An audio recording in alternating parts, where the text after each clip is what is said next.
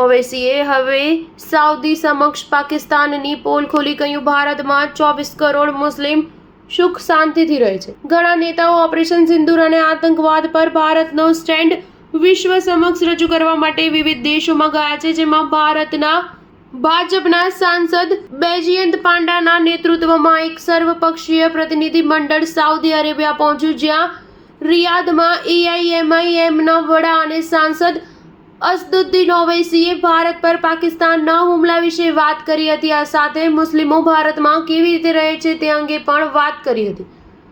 સાંસદ અસદુદ્દીન ઓવૈસીએ રિયાદમાં કહ્યું, આ ખૂબ જ દુઃખદ છે કે પાકિસ્તાન મુસ્લિમ દેશો અને વિશ્વને સંદેશ આપે છે કે પાકિસ્તાન એક મુસ્લિમ દેશ છે અને ભારત નથી, પરંતુ 24 કરોડ મુસ્લિમો ભારતમાં ગર્વથી રહે છે.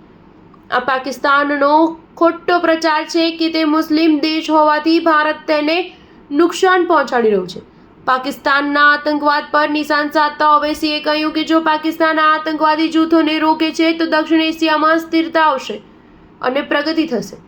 પાકિસ્તાન સાર્કમાં અવરોધો ઊભા કરી રહ્યું છે. ઓપરેશન સિંધુનો ઉલ્લેખ કરતા ઓવૈસીએ કહ્યું કે પાકિસ્તાનના 9 એરબેઝને નિશાન બનાવવામાં આવ્યા હતા. જો ભારત ઈચ્છતું હોત તો અમે તે એરબેઝને સંપૂર્ણપણે નષ્ટ કરી શક્યા હોત, પરંતુ અમે તેને અરીસો બતાવવા માંગતા હતા. અસદુદ્દીન ઓવૈસીએ કહ્યું, પાકિસ્તાનને FATFની ગ્રે લિસ્ટમાં પાછું મૂકી દેવું જોઈએ. જ્યારે અસીમ મુનીરને પાકિસ્તાનમાં ફિલ્ડ માર્શલ બનાવવામાં આવ્યો હતો, ત્યારે US દ્વારા નિયુક્ત આતંકવાદી મોહમ્મદ એહસાન ફિલ્ડ માર્શલની બાજુમાં બેઠો હતો. આ સ્પષ્ટપણે પાકિસ્તાનની સંડોવણી દર્શાવે છે.